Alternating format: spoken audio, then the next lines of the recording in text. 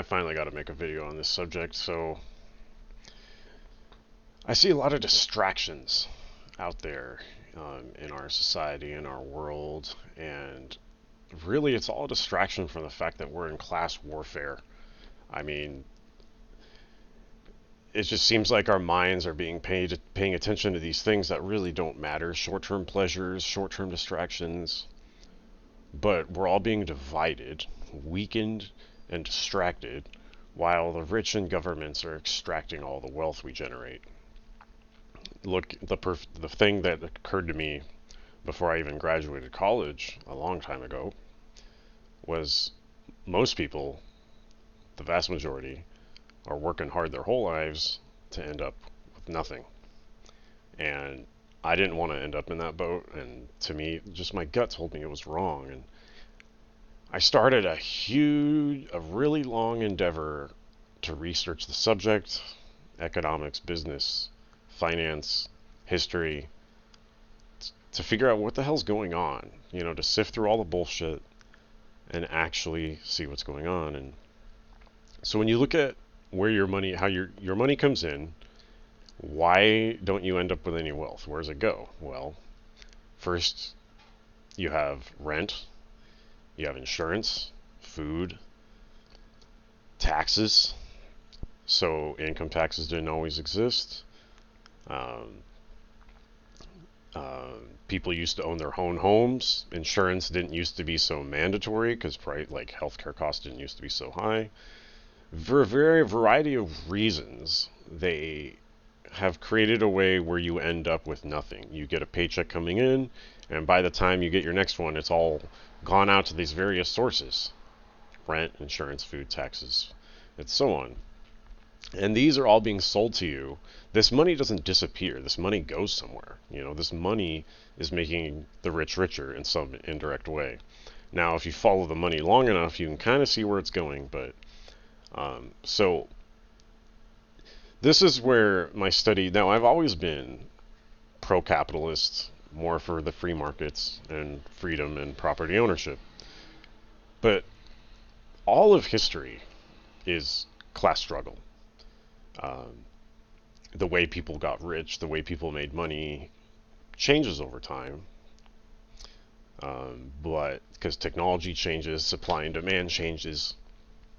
But there was mechanisms put in place to sabotage us, to facilitate the exploitation. So exploitation is a large part of what runs the world. Um, the people in power have realized, whether you're right wing, left wing, whatever, they realized no wealth is made without labor. Capital itself is useless without someone enjoying or operating it.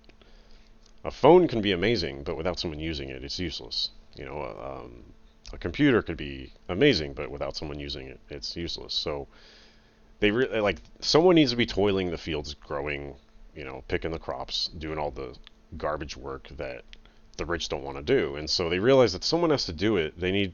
But they need to be tricked into not realizing they're slaves. And so slaves who realize they're slaves will rebel. The best way to keep a slave is to keep them ignorant to the fact that they're a slave. So that's what they've done. They've created like the working class. Pretty much everyone without a large amount of assets is a slave because they have to do things they don't want to do. And they're working for other people, and the moment those other people decide they're no longer economically relevant, you lose your paycheck, back to square one, got to find another employer, which it's just a slave master that you've been brainwashed into respecting, but they're extracting your wealth. Like, I bet you over half of the actual value you're producing for your employer, less than half of it goes to your paycheck, over half of it goes to their bottom line. And that's the main reason they're employing you. Your boss is not some saint, some generous saint. They are hiring you to profit off of you. And so that's why, like, as much as I am pro-capitalism, it's not good or bad. It's this neutral machine that's looking to allocate resources, and maybe it thinks you're irrelevant. So capitalism is this cold machine, and because it's a machine, it can be good and it can be bad. It's also overall, it also is ran. Everything's ultimately done by humans, and it exposes the flaws in human nature to various degrees. But back to the all of history being a class struggle. So the way that the United States became the world power is we rapidly industrialized quicker than any other nation in Europe. Now, Europe's got a lot of problems, war, religion, all this bullshit going on that gets in the way of progress. And still to this day, now they just have environmentalism and socialism as their religions, and just a lot of things that make them feel good that get in the way of progress. And then you got wars. Now, of course, wars aren't as common now in Western Europe as World War One, World War Two. I mean, these 100 years war, 30 years war. I mean, Europe just gets plagues. They just get screwed. I mean, it's just, and they still are. I mean, any of us who have ancestors that crossed that Atlantic Ocean and came to North America should be grateful for them, because we don't got to deal with that bullshit anymore. In fact, our ancestors crossed that ocean, took the huge risk of crossing that ocean for a reason. Europe has been going through bullshit by governments and the church for 1,000, 2,000, 3,000 years. Like, enough of this shit. You'll just be in Germany minding your, throughout history, you'll be in Germany minding your own business. And then, another sect of Christianity decided they didn't like how some monarch looked at the other monarch, and now we're caught up in this 50-year war, and whether you like it or not, whether you're a Christian or not, whether you agree or not, like, Europe's being destroyed now, whether you like it or not. Good luck. So that's just how it is. And so America became a world power because we had this Atlantic Ocean just separating us from all this bullshit. And it was attracting these ambitious people who are willing to take the risk of crossing the ocean on a rickety old ship because they were escaping all this bullshit. They saw the opportunity in America. Now, things don't stay great. Like, people in power realize, hey, we could be extracting more wealth from these people. Why are we letting the masses get so powerful? And so the Industrial Revolution was a major factor. The Industrial Revolution allowed a new money to come into play, especially in America, because so after the Civil War was over, until from 1865, well, we'll make it 1870 because there was dust that settled and the South was torn to shit, but 1870 to 1910, no inflation, no income tax, gold standard, and no welfare. Now, that's another topic, but regardless, if you worked, made money, you kept all of it. There was nothing being stolen from. I mean, a lot more people own their own land. I mean, poor people could afford to have 8 kids. In fact, you had to have kids because you needed the child labor. It was kind of fucked up, but so really, like, we had children no longer laboring because we could afford to no longer have them labor. Do you think you want your 10-year-old out there like laboring instead of getting an education? No, you do it because if you don't do it, you're gonna starve. So a lot of that's a necessity. But basically, 1913 comes around. Now, a lot of things led up to this. There's various financial economic crises that happened in the late 1800s that, believe me, the powers that be are glad they happened, because those are the justifications for all these systems they put in place later that end up enslaving us. So 1913, Federal Reserve is put in, income tax is also put in. Just a coincidence, 4 years later we're in World War One. Like, central banking is a key aspect to facilitating war because you don't have to tax the people directly. You can just print the money and steal from them without them really knowing any the wiser, because the inflation has like a delayed effect. You don't realize prices have risen for like the prices don't like rise a lot till for 2 3 years after what caused the inflation, and it's such a delayed effect people don't really put two and two together, and then the government's able to pass this propaganda that, hey, it was, it's the capitalists, it's a private market's fault, it's some other bullshit, but it's usually just the printing of the money. So that system in itself, so 1913, we're all using Federal Reserve notes. When World War II finished, they put us on something called the Bretton Woods. That lasted like 25 years, from like 44 to 71. 1971 comes. This is where things really accelerate to go to shit. 1971, we lose the gold standard. August of 1971, Nixon's like, hey, we're temporarily suspending the gold standard. Temporarily. Ironically, they then made it legal again to buy and own gold. So FDR actually in 1933 seized everyone's gold and made it illegal to own gold. Now, the people of brains and balls didn't give it to them, but a lot of people believed the government was looking out for them. They're like, and thought FDR was a saint. So they just went and gave in all their gold. But the gold standard gets in the way of government spending. The government wants to spend. It wants to promise things and give things, but really the governments don't generate wealth. They just move it from point A to point B. So they have to, now of course all the government public school systems brainwash you into not realizing that, because the teachers themselves are just regurgitating a textbook for 30 years on a socialist paycheck. So why are they going to denounce socialism when it's responsible for their paycheck? So a lot of it is that, because of how we're taught by the government. So you think the government's going to reveal its own secrets? Like, no.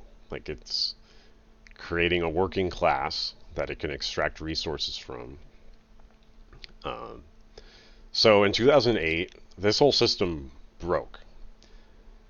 Historians will look back on 2008 and realize that's when it broke, but for now we're in denial. For now, we're kicking the can down the road, printing the money we need to print, lowering interest rates wherever we need to lower them. Meanwhile, the debts are doing this. Debts are going, like, this happened to Japan first. 1990 was Japan's 2008. Before there was a 2000. Now, Japan suffered from 2008, but they had two 2008s.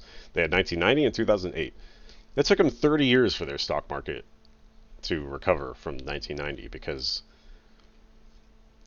the way they react, I don't know the details, and I don't want to pretend I know details I don't understand, but basically they put the Japanese economy on drugs. It was on a drug high in the 80s, and then it's been crashing, and they had to just print money over it.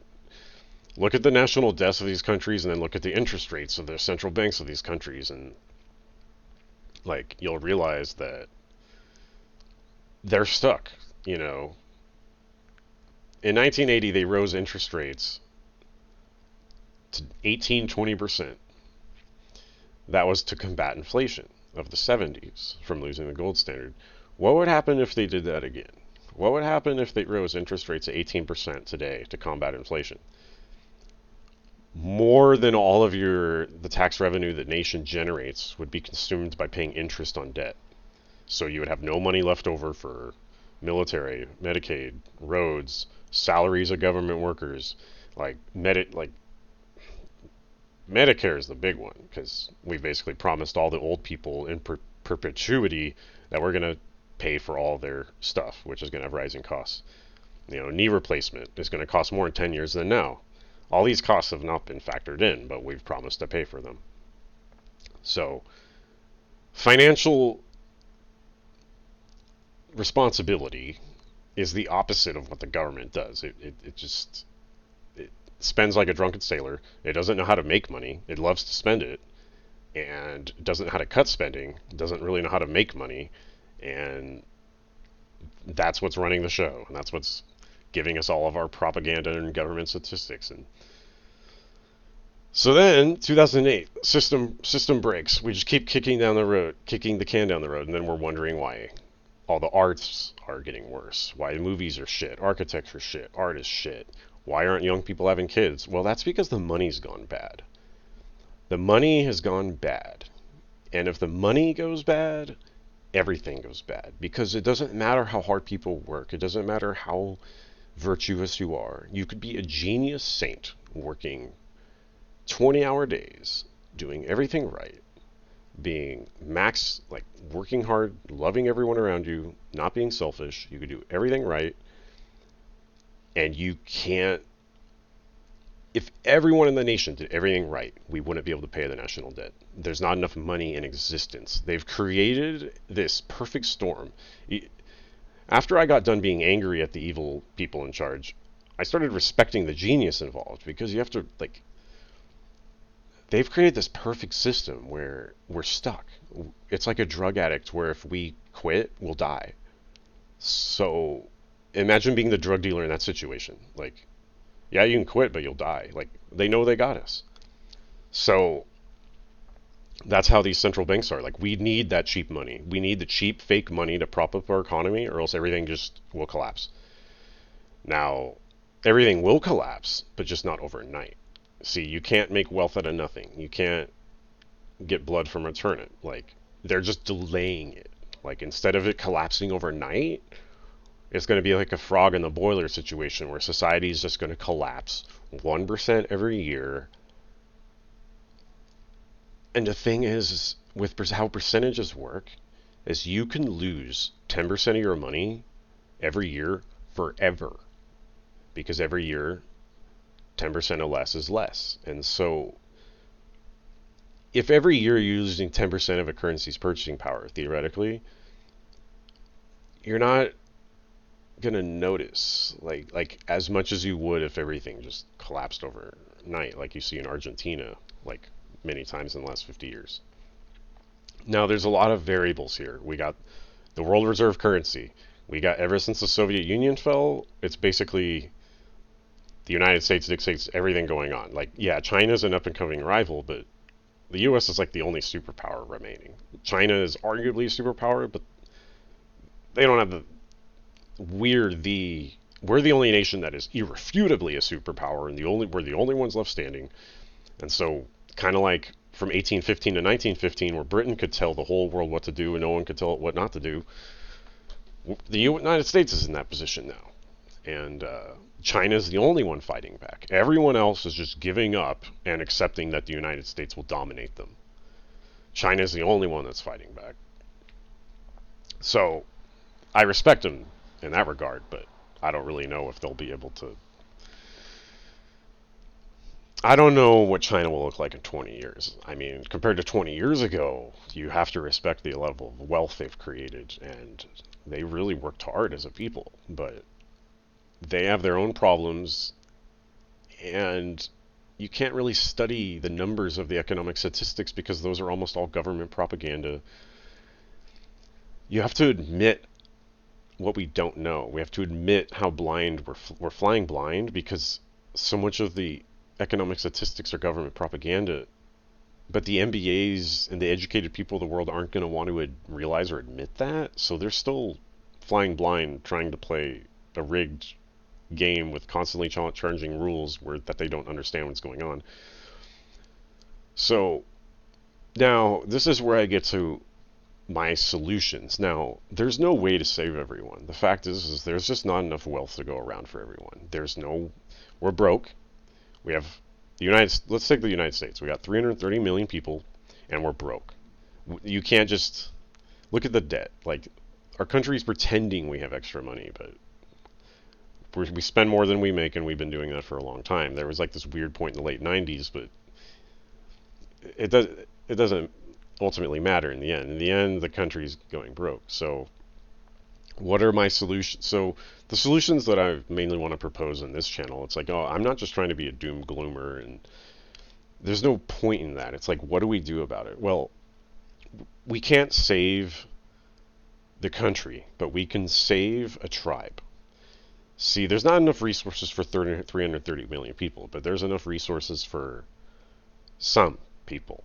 And no matter what you do personally, the wealth of the world is going to end up in the hands of fewer and fewer people. Now, You can learn to do what they do and get on the winning side of this, make the world work for you, accept how the world is, and make the world work for you, rather than just being angry and flailing about forever about it.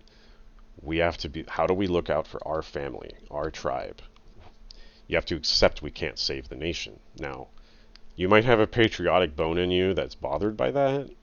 Remind yourself that these countries,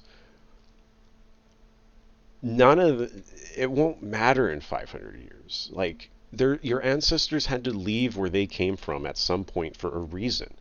What if your ancestors were loyal to wherever they evolved and just stayed there, like out of loyalty? Like, times change, and sometimes you have to adapt. That number one human trait is adaptation.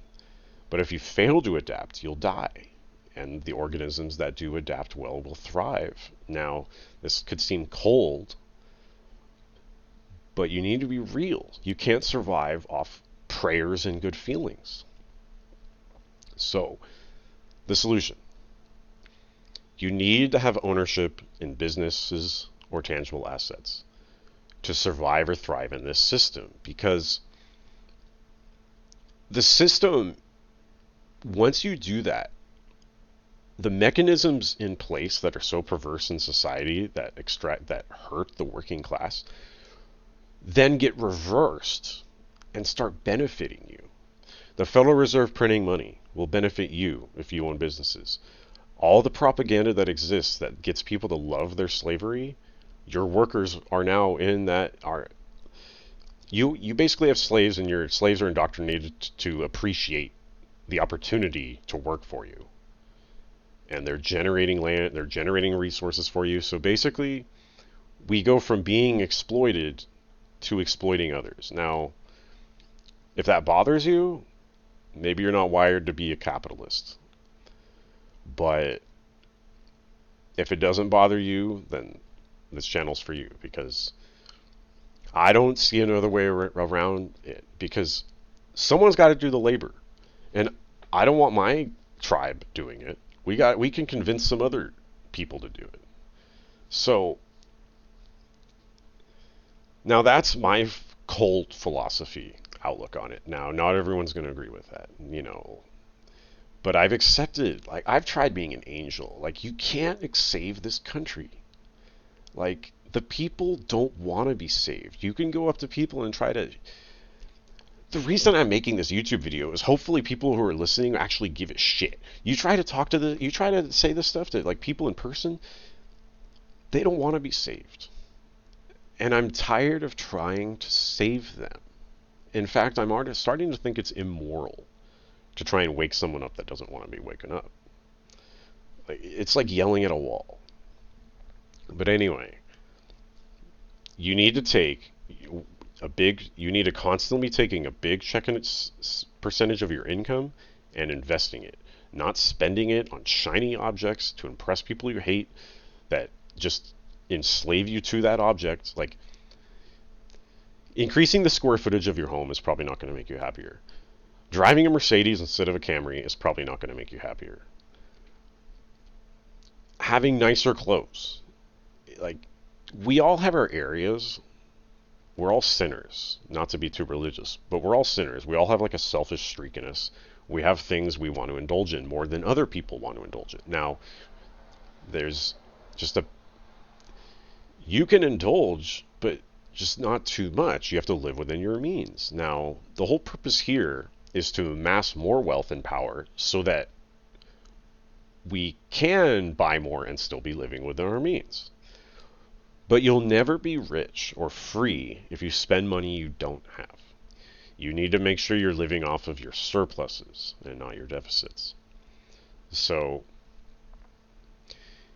if you have no assets, no passive income, and you only have your job as income, you need to be diversifying away into other income sources.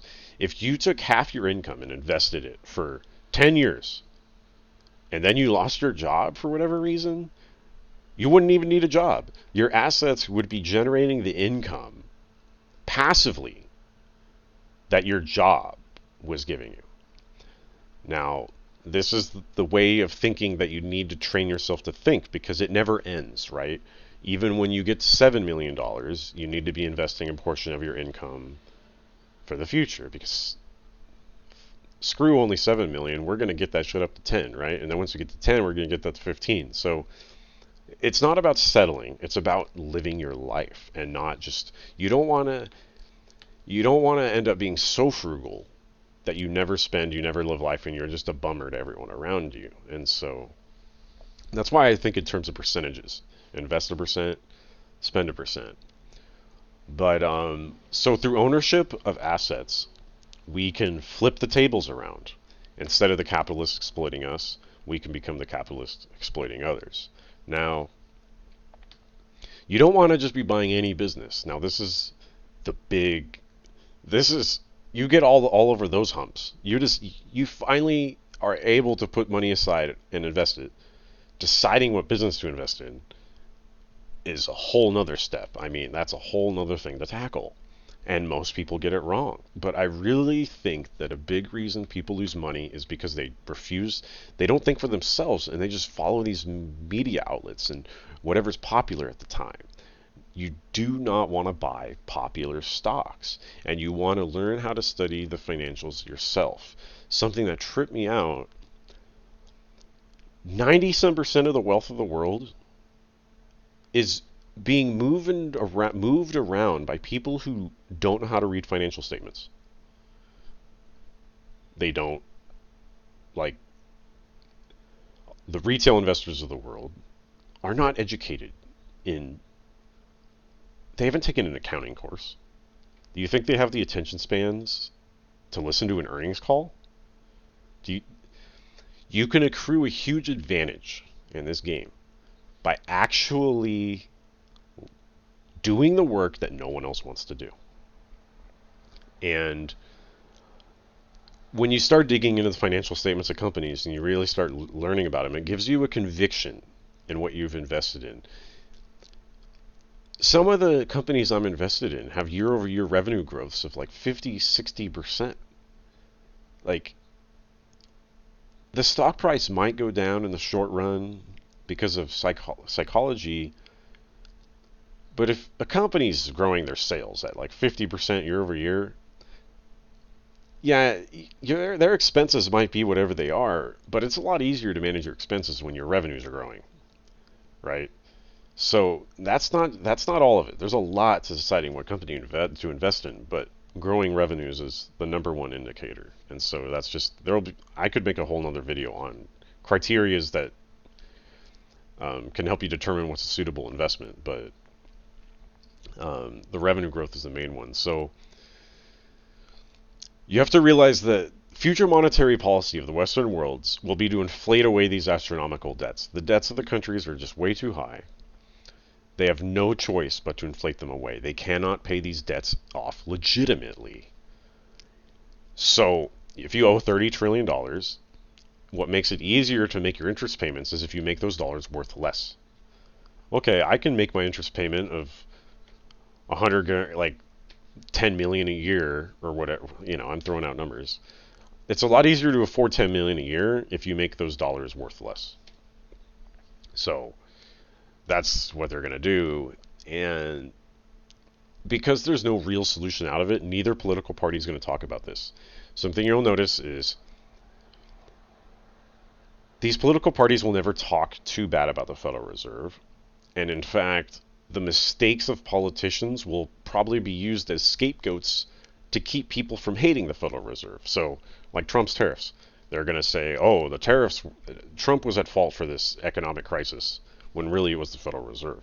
So that way they can bring the Democrats in, the Federal Reserve still exists, and they can still exploit all the masses and make the masses think that there's hope in the future and change, but really nothing's changed. They alternate every 4 to 8 years what half the population they placate. Meanwhile, they extract the masses. They extract the wealth of the masses. So it's not for the faint of heart. That's why not everyone can take the red pills of the world, or how the world really works, because, it's a lot easier to just be exploited and then watch Netflix all day than confront reality. But so I mean that's long enough for this. That's probably long enough for this video. Yeah, I wanted to basically make everyone more talk about how we're in class warfare and what we can potentially do about it.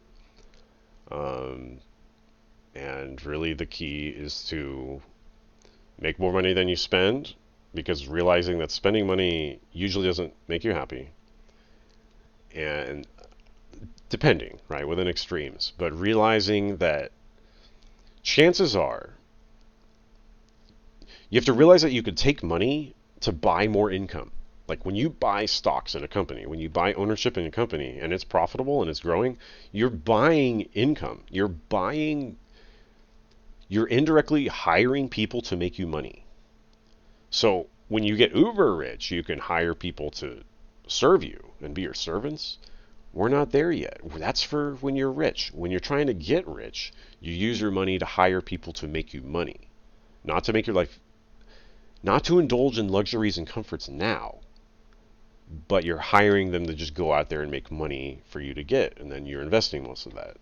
This is something you have to rinse and repeat for a long time until you've made some millions, but really, I realized a few years ago that until I have $1 million, $2 million, I'm in nothing. And even if I had $1 million, I'd be a nobody. Don't get me wrong. But once you hit that million, far less people can tell you to do things you don't want to do. And I realized that when you're doing things you don't want to do, you're subverting a part of yourself. Like 90% of us, because of economic burdens or necessities, are putting on this mask to be someone we aren't really that person. Like to impress people we don't like, to appease people we don't like, to appease these people we need. We're putting on a mask and being a person we're not. And there's just something cringe and immoral about that. Like, even if you're faking being nicer than you really are, it's fake. And I don't want to, I'm tired. I don't want to live the next 30 years of my life smiling at some employer saying, yeah, I'm happy to be your slave while you extract 75% of my value. Like, the only way out of it is to buy companies yourself. Now, the topic of what company to buy is an entirely different topic.